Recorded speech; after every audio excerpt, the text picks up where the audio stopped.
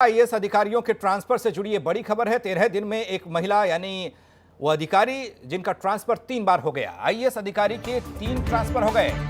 CM की नाराजगी के बाद हटाई गई थी वंदना सिंह। डीएम रुद्रप्रयाग से हटाई गई थी आईएएस वंदना सिंह। 5 नवंबर को वंदना सिंह को डीएम पद से हटाया गया था। आईएएस वंदना को शासन में अटैच किया गया था। 12 नवंबर को एमडी केएमवीएन के शासन से हुए आदेश। आईएएस वंदना सिंह का आज तीसरी बार तबादला हुआ है। वंदना को अपर सचिव ग्राम विकास बनाया गया है।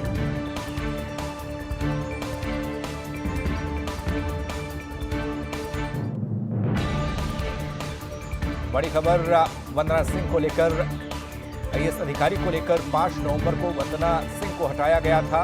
वंदना सिंह को शासन में किया गया था अटैच और 13 दिन में 3 ट्रांसफर हुए हैं। 12 नवंबर को एमडी केएमवीएन के शासन से आदेश हुआ।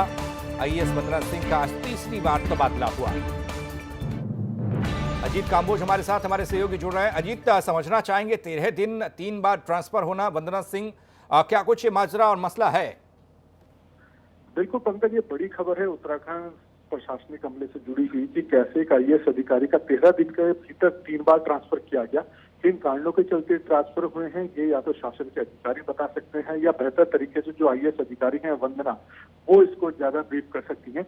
लेकिन ये चर्चा का विषय जरूर बन चुका है कि 13 दिन के भीतर 3 बार ट्रांसफर होना।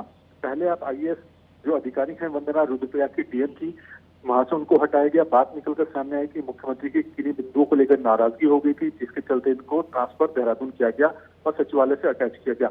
इसके बाद एक शासन की तरफ से ट्रांसफर लिस्ट जारी की जाती है, जिसमें इन्हीं आईएएस अधिकारी को एमडी केएमवीएन के तौर पर नियुक्ति दी जाती है।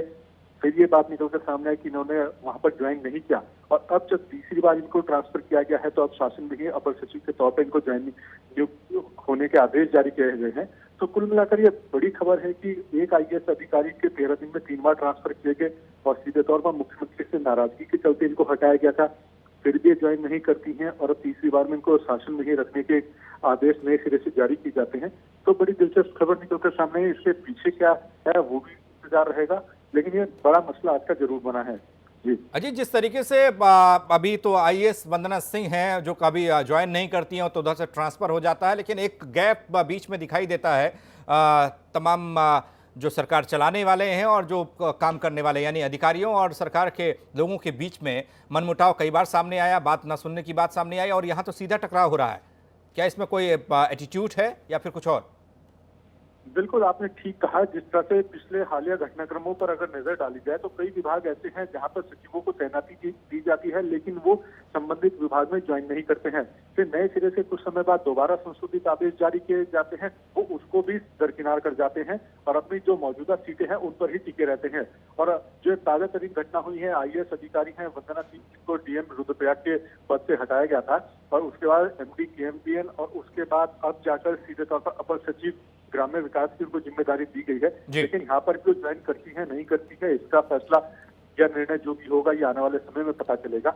लेकिन ये चीज जरूर निकलकर सामने आएगी। थोड़ा हैरान और परेशान करने वाली है, चौंकाने वाली भी है कि आखिर ऐसा क्यों हो रहा है। अजीत, बहुत शुक्रिया, आप नजर बनाए रखिएगा खबर पर।